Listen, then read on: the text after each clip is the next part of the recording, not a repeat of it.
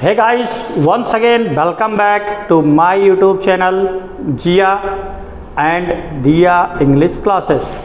तो गाइस एक बार फिर आप लोगों के बीच उपस्थित हुए हैं। जिस टेंस को थोड़ा सा अफर्मेटिव और निगेटिव पढ़ा के छोड़ दिया गया था, हम उस टेंस का इंट्रोगेटिव पढ़ेंगे। अभी पिछले वाले वीडियो में हमने क्या पढ़ाया था? पास्ट कंटिन्यूअस का अफर्मेटिव और निगेटिव। पास्ट कंटिन्यूअस के टेंस का हमने क्या पढ़ा था? अफर्मेटिव और निगेटिव। और आज का जो हमारा क्लास है उसी का इंट्रोगेटिव। आज फिर हम पढ़ेंगे पैसिव वॉइस। पैसिव वॉइस में पास्ट कंटिन्यूअस टेंस, और पास्ट कंटिन्यूअस टेंस को हम क्या पढ़ेंगे? कौन सा सेंटेंस? हमने पहले भी बताया था कि पास्ट कंटिन्यूअस का जो पैसिव वॉइस रहेगा वो बनेगा किसमें भाई? अगर ये बात यहाँ पे किया जाए तो ये का क्या है? एक्टिव वॉइस है। ये एक्टिव वॉइस है, मतलब ये पास्ट कंटिन्यूअस का एक्टिव वॉइस है। तो जब इसको हम कन्वर्ट करेंगे तो इसको हम किस में कर देंगे? जब पैसिव वॉइस में, तो वही तो टेंस हुआ भाई। पास्ट कंटिन्यूअस किस में बन रहा है? पास्ट कंटिन्यूअस टेंस में। लेकिन एक शर्त दिया क्या कि वाज वर्ब के बाद क्या जुड़ जाएगा? बीइंग। लेकिन जब इंट्रोगेटिव होगा तो वाज और वर्ब के बाद नहीं जुड़ेगा, बल्कि किसके बाद जुड़ जाएगा? यहाँ ऑब्जेक्ट के बाद जुड़ेगा। ठीक है, तो कब, कहाँ, कैसे जुड़ेगा ये अभी हम इसमें क्लियर कर देंगे अनुवाद करने के नियम में। तो अब इसमें हम थोड़ा सा और आगे चलते हैं, और आगे जो चलेंगे देखिए हम क्या देखते हैं? इंट्रोगेटिव सेंटेंस, प्रश्नवाचक वाक्य। क्या हो गया? इंट्रोगेटिव सेंटेंस, प्रश्नवाचक वाक्य। कह रहा अनुवाद करने का नियम। अब भाई प्रश्नवाचक शब्द में अनुवाद करने का क्या नियम है जान लेते हैं।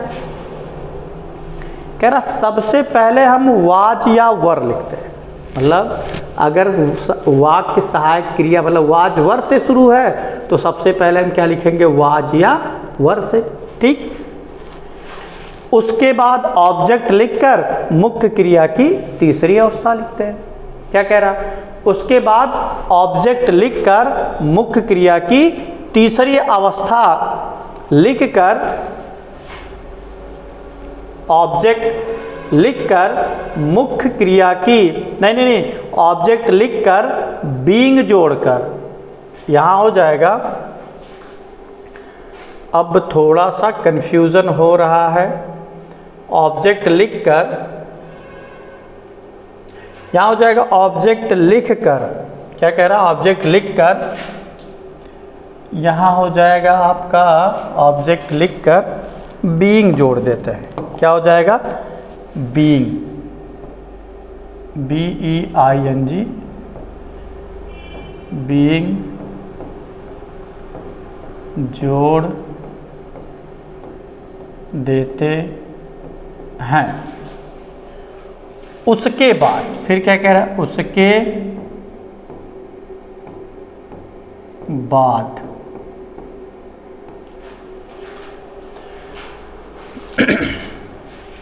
उसके बाद यहां हो जाएगा आपका मुख्य क्रिया की। यहां पूरा लिख लेते हैं। यहां हो जाएगा मुख्य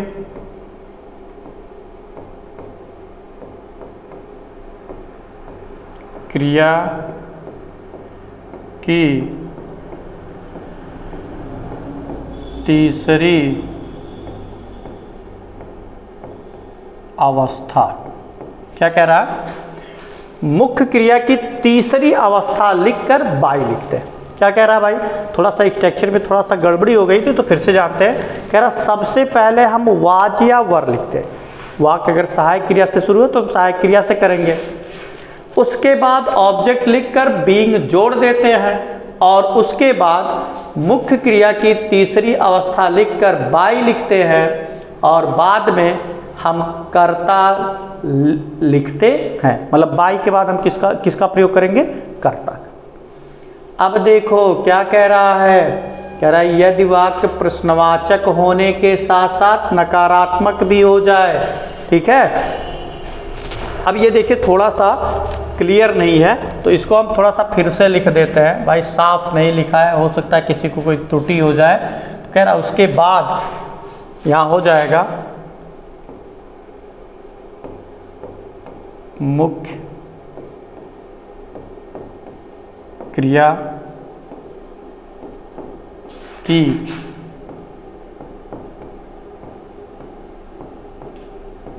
तीसरी अवस्था। क्या कह रहा है? मुख्य क्रिया की तीसरी अवस्था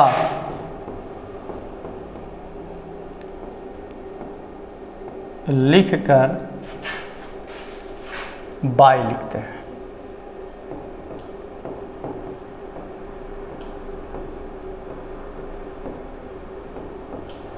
उसके बाद मुख्य क्रिया की तीसरी अवस्था लिखकर बाई लिखते हैं और अंत में हम कर्ता लिखते हैं। चलिए हाँ, यहाँ और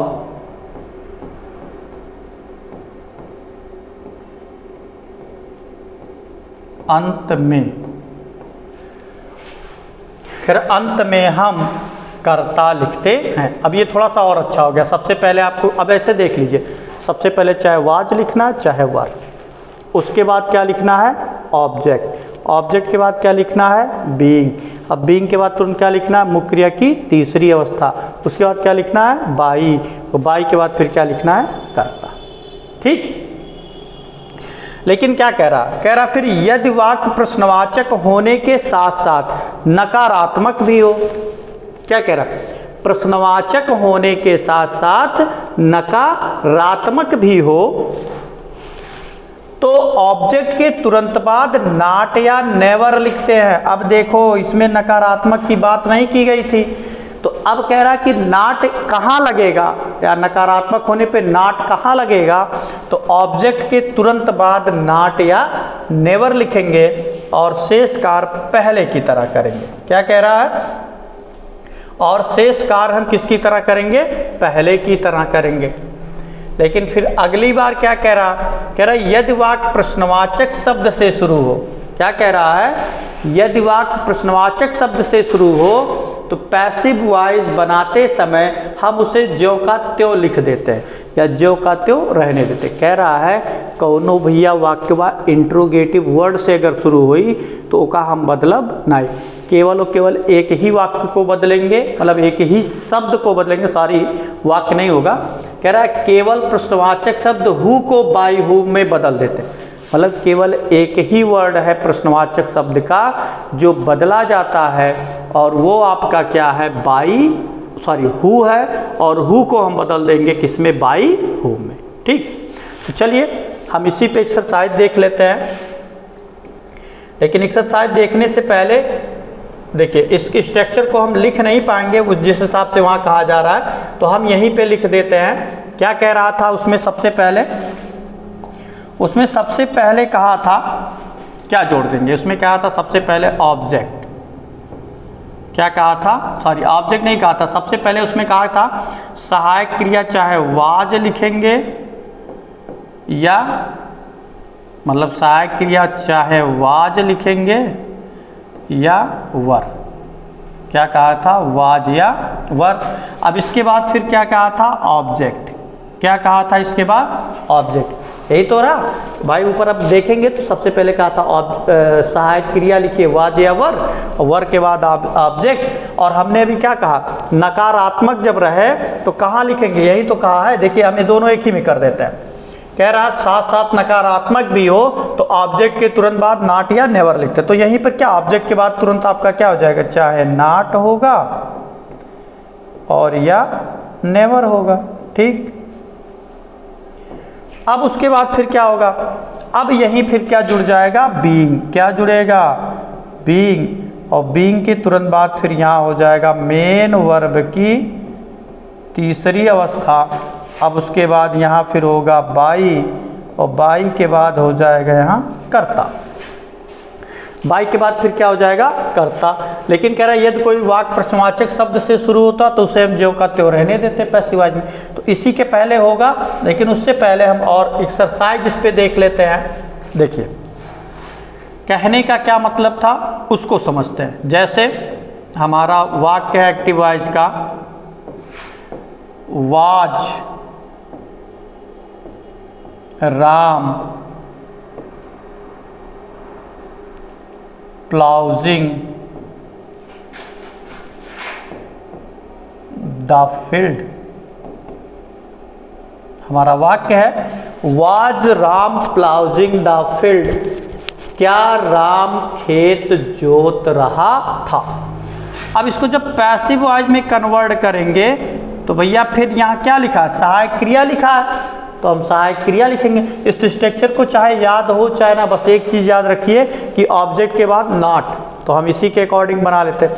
यहाँ सहायक क्रिया लिखा है, बाद में करता, तो अब की बार हम भी पहले सहायक क्रिया लिखा बाद में कर्म लिखा।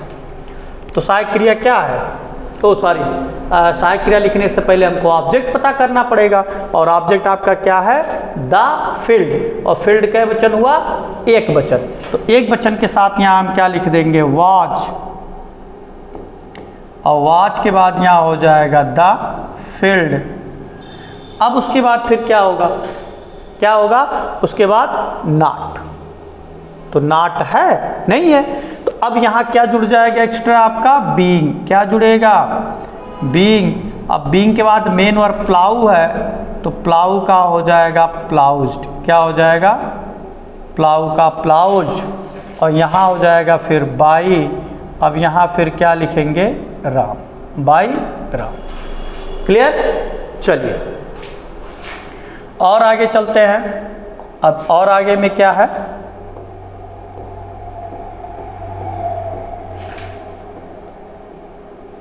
she was not sweeping the room।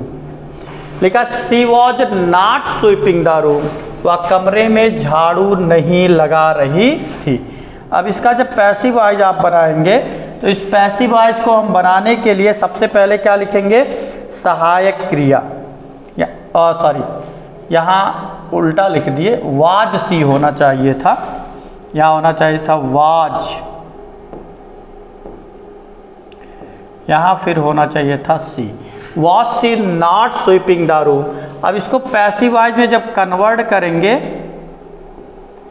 तो सहायक क्रिया लिखा, तो सहायक क्रिया लिखना है, ऑब्जेक्ट पता कर लो, ऑब्जेक्ट क्या है, द रूम, क्या है, द रूम, तो द रूम क्या बचन, एक ही बचन, तो एक बचन हुआ, तो यहाँ हम सहायक क्रिया क्या लिखेंगे, वाज, फिर ऑब्जेक्ट आपका क्या था, द रूम। अब देखो इसके बाद नॉट है, भाई कर्तक बाद नॉट है, तो आपको किसके बाद लिख देना है, कर्म के बाद, तो कर्म आपका क्या है, कर्म जो है द रूम, उसके बाद यहाँ हो जाएगा नॉट। अब नॉट के बाद फिर क्या एक्स्ट्रा जुड़ जाएगा, बीइंग, क्या जुड़ेगा, बीइंग, और बीइंग के तुरंत बाद फिर क्या हो जाएगा, मेन वर्ब, और मेन वर्ब आप यहाँ लिखा स्वीपिंग, मतलब चौथी अवस्था, तीसरी लिखना है, तो फिर क्या हो जाएगा, स्वीप्ड, क्या हो जाएगा, स्वीप्ड। अब स्विफ्ट के बाद फिर यहाँ लिखेंगे बाई, सी को इधर लाओगे तो क्या क्या हो जाएगा, हर, हारा समझ में। चलिए और हम जान लेते हैं। अब और क्या है,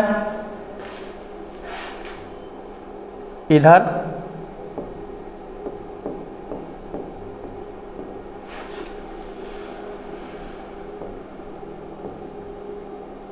was he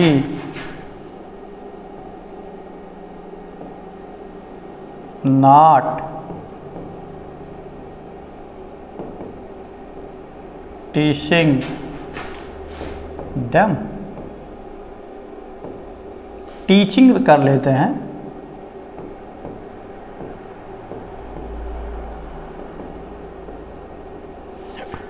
was he not teaching them, क्या वह उन्हें नहीं पढ़ा रहा था। अब इसको जब हम पैसिव वॉइस में कन्वर्ट करेंगे तो वाज या वर ही लिखना है, लेकिन ऑब्जेक्ट के अनुसार, ऑब्जेक्ट देम है, देम को वहां से इधर लाएंगे, क्या बन जाएगा, दे, क्या बनेगा, दे, और दे के अकॉर्डिंग कौन सी सहायक क्रिया लिखेंगे, वर, क्या लिखेंगे, वर, ऑब्जेक्ट आपका हो जाएगा यहाँ दे। अब इसके बाद देखिए नाट है भैया, सहायक क्रिया के बाद कर्ता, सहायक क्रिया के बाद कर्म, एकरे बाद नाट, तो एकरे बाद नाट। अब यहीं पे एक्स्ट्रा आप क्या जोड़ देंगे, बीइंग। क्या जोड़ देंगे, बीइंग। अब इसके बाद मेन वर्ब, तो मेन वर्ब आपको भी लिखना है। टीचिंग है तीसरी अवस्था, टॉट। अब यहाँ हो जाएगा बाई, करता ही है, ही को उधर ले गए तो यहाँ आपका बन जाएगा हिम। क्या हो जाएगा, हिम। ठीक, चलिए अब एक वाक्य और देख लेते हैं, फिर उसके बाद थोड़ा सा डिस्कस करेंगे नेक्स्ट सेंटेंस पर। चलिए क्या आपका होगा,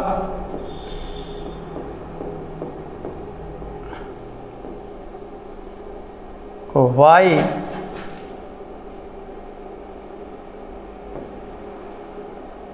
वर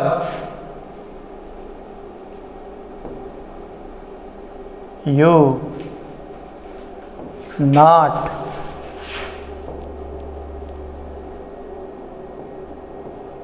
कॉलिंग राम। अब की बार देखिए कुछ अलग आ गया, अब की बार इंट्रोगेटिव वर्ड आगे आ गया। तो जब इसको हम पैसिव वॉइस बनाएंगे तो आपका स्ट्रक्चर सेम होगा।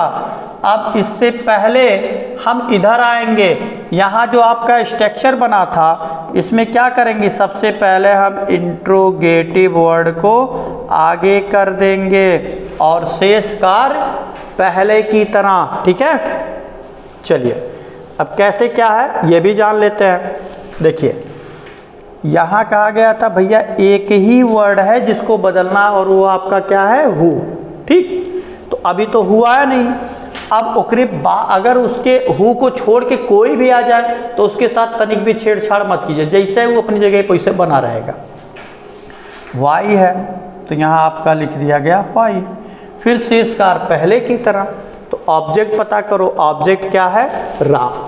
तो राम के साथ कौन सी सहायक क्रिया आप लिखेंगे, वाज। क्या लिखा जाएगा, वाज। वाज के बाद यहाँ हो जाएगा ऑब्जेक्ट आपका राम। भाई सहायक क्रिया करता, सहायक क्रिया कर, एक बाद नाट, तो एक बाद हमो लिख दें नाट। अब नाट के बाद फिर क्या जुड़ जाएगा, बीइंग। क्या जुड़ेगा, बीइंग। अब उसके बाद मेन वर्ब आपका कॉलिंग यहाँ लिखा है, तो आप क्या लिख दोगे, यहाँ तीसरी हो जाएगा क्या, कॉल्ड। अब कर्ता लिखना है तो यहाँ हो जाएगा बाई। क्या हो जाएगा, बाई, और यू को आप रिप्लेस करोगे तो क्या होगा, यू। मतलब वो रिप्लेस कभी नहीं होगा। ठीक,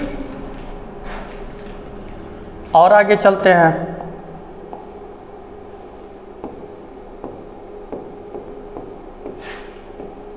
when he was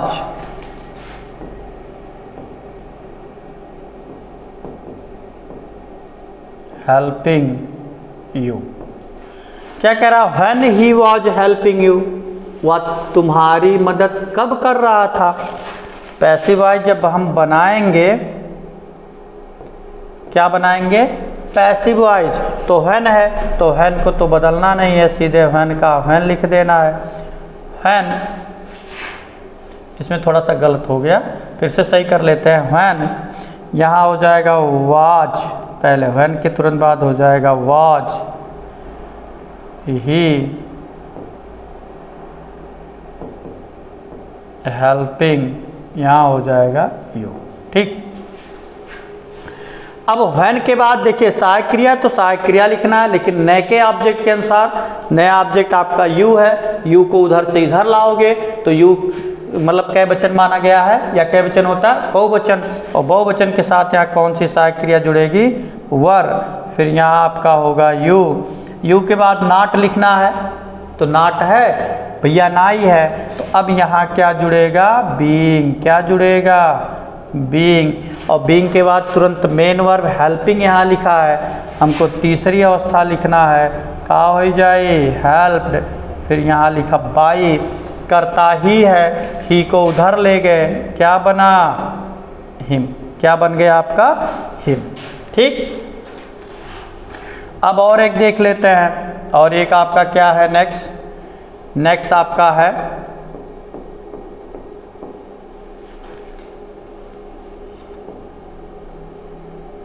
where was I not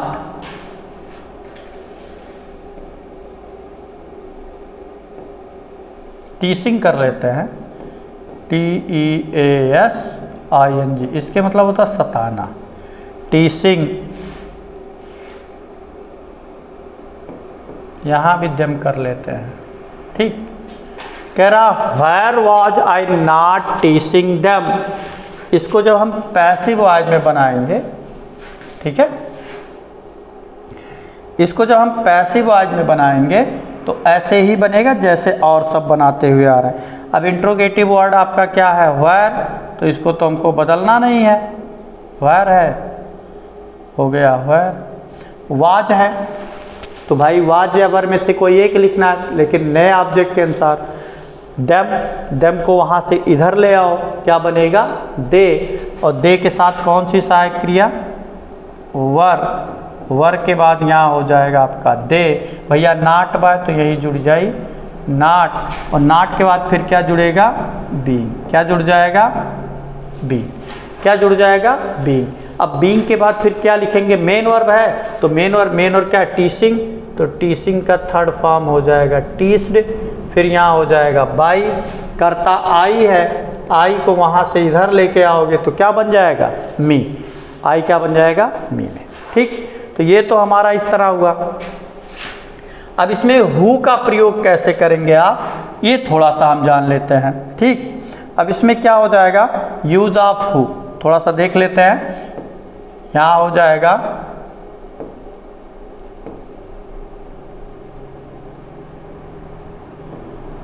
use of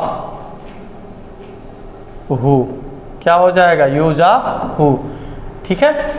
अब यूज ऑफ हु में क्या होता है, इसमें पहले बताया गया था कि जब इसका पैसिव वॉइस बनेगा, क्या बनेगा, passive voice. Use of who में जो पैसिव वॉइस बनेगा, सबसे पहले आपको लिखना है बाई हूँ, मतलब हु को ही बदल देना है। फिर यहाँ आपका क्या हो जाएगा, चाहे वाज होगा या वर होगा, क्या होगा, वाज होगा, और चाहे वर होगा, फिर से इसका पहले की तरह।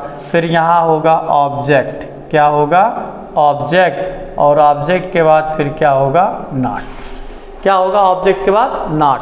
अब नॉट के बाद फिर क्या होगा, बीइंग, और बीइंग के तुरंत बाद हो जाएगा मेन वर्ब की तीसरी अवस्था। क्या हो जाएगा, मेन वर्ब की तीसरी अवस्था। वहीं पे वो क्या हो जाएगा, खत्म। काहे भैया खत्म हो जाएगा, क्योंकि हु में हमेशा हु स्वयं में एक वचन कर्ता होता है, इसीलिए हु को यहाँ बदल दिया गया बाई हु में, और इसमें कर्ता नहीं आएगा। अगर कर्ता था तब तो हम बाई करके कर्ता लिखते, ठीक है, और हु में कभी भी आपका कर्ता नहीं आता है, तो इसीलिए हु का स्ट्रक्चर थोड़ा सा सबसे अलग होगा, ठीक।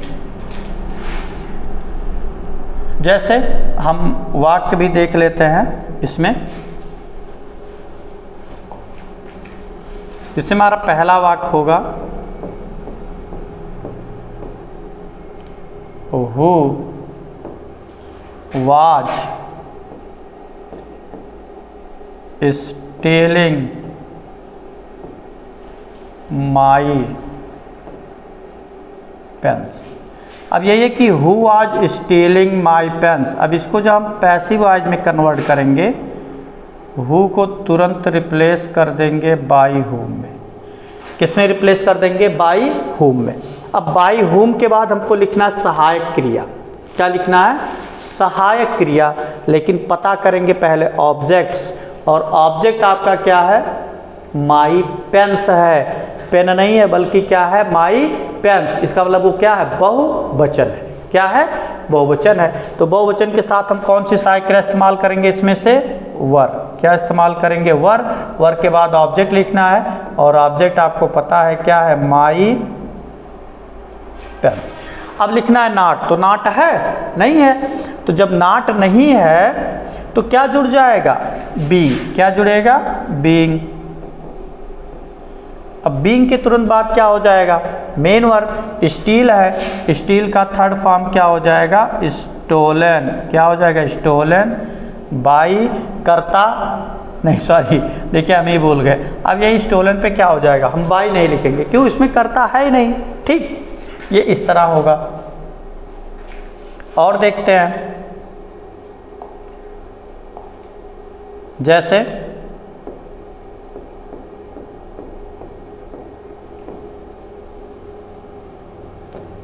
who was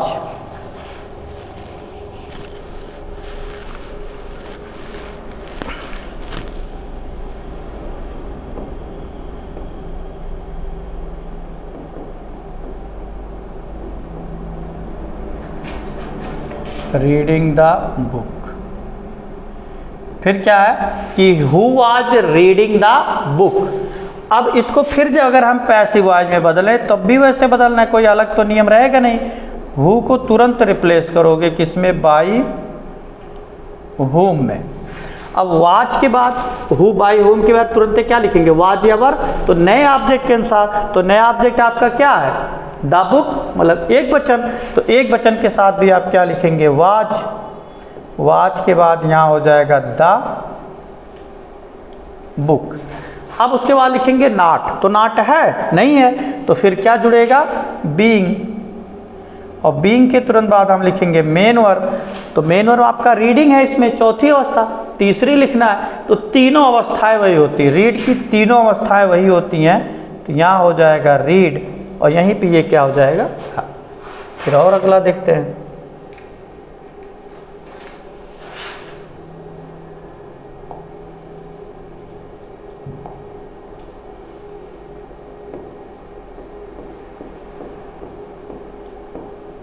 जैसे लिखा हु वाज नॉट चीटिंग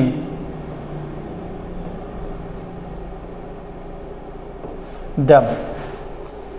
वाक्य हमारा कि हु वाज नॉट चीटिंग दम, उसे कौन नहीं सता रहा। तो इसको जब पैसिव वॉइस में कन्वर्ट करेंगे क्या हो जाएगा, पैसिव वॉइस में, तो यहाँ हु को तुरंत रिप्लेस करोगे किसमें, बाई होम में। अब बाई होम के बाद फिर आपको सहायक क्रिया लिखना है, क्या लिखना है, सहायक क्रिया, लेकिन नए के ऑब्जेक्टों के अनुसार। नया ऑब्जेक्टवा का भैया दम, और दम के वारियन से हरियन लेके वही को का बन जाई, दे, का बन जाई, दे, और दे के साथ कौन सहायक क्रिया लगाला, वर, तो वर के बाद यहाँ फिर क्या हो जाएगा, दे। अब दे के बाद फिर क्या लिखो, नॉट, नॉट बा, तो लिख दो नॉट, और नॉट के बाद फिर क्या जुड़ेगा, बीइंग, क्या जुड़ जाएगा, बीइंग। अब बीइंग के तुरंत बाद क्या लिखा, मेन वर्ब, तो मेन वर्ब क्या है, चीट, और चीट की हम कौन सी अवस्था लिखेंगे, चीटेड, क्या हो जाएगा, तीसरी अवस्था, चीट का क्या हो जाएगा, चीटेड, ठीक। तो भैया इस तरह से आपका पास्ट कंटीन्यूअस टेंस का इंट्रोगेटिव भी हो जाता है कंप्लीट, ठीक। इस तरह से आपके पास्ट कंटीन्यूअस का भी इंट्रोगेटिव हो जाता है कंप्लीट, मतलब 3 टेंस उधर पढ़े प्रेजेंट में, 2 टेंस हम पढ़ लिए पास्ट में, तो 5 टेंस ऑलरेडी आपका हो गया खत्म। अब बचा सिर्फ कितना है, 3 टेंस, ठीक। तो बहुत जल्दी उसको भी खत्म कर लिया जाएगा, ठीक है। तो इस तरह से आपका ये होता है खत्म। अगर इसमें भी आपको कोई त्रुटि आ रही है भाई मेरे, अगर इसमें भी ऐसा लग रहा है कि नहीं कुछ आपको समझ में नहीं आ रहा है, तो भाई समझ में नहीं आ रहा तो उसके लिए तो हम ये हैं। आपको क्या करना चाहिए, पूछना चाहिए, कमेंट करना चाहिए कि सर जी हमको ये नहीं समझ में आया, नहीं समझ में आया, मैं तुरंत उसका रिस्पॉन्स दूंगा, मैं उसका तुरंत रिस्पॉन्ड करूंगा कि भैया ये ऐसे होगा, वैसे होगा, ऐसे नहीं ऐसे होगा। या अगर नहीं समझ में आता है तो मेरा जो कॉन्टैक्ट नंबर है, जिन लोगों को पता है वो कॉल करके भी पूछ सकते हैं। और कब पूछेंगे, 24 आवर्स। कब पूछ सकते हैं, 24 आवर्स। अगर आप रात को 12 बजे, 2 बजे, 3 बजे, एनी टाइम कभी भी कॉल करके पूछते हैं पढ़ाई से रिलेटेड, तो मुझे बुरा नहीं लगेगा, लेकिन अगर हाल चाल लिए तो बहुत पिटाई होगी नेक्स्ट डे जब मिलेंगे। तो हाल चाल नहीं लेना है आपको। 24 आवर्स मैं आपके किसी सोल्यूशन के लिए, अगर कोई चीज़ आप पढ़ रहे हैं, क्योंकि मुझे पता है कभी कभी कोई टॉपिक्स ऐसे होते हैं जब पढ़ने का मन करता हो बीच में कहीं फंस जाते हैं, तो कभी संकोच बस लोग कॉल नहीं कर पाते या पूछें अरे यार रात इतनी है कहीं सर जी डांट नहीं। मैं उस चीज़ का भुक्तभोगी हूँ, मैं उस चीज़ का कभी भी बुरा नहीं मानूंगा। अगर आप रात को 12 बजे कॉल कर दें सर जी इसका क्या मतलब होगा, मैं कभी भी बुरा नहीं मानूंगा।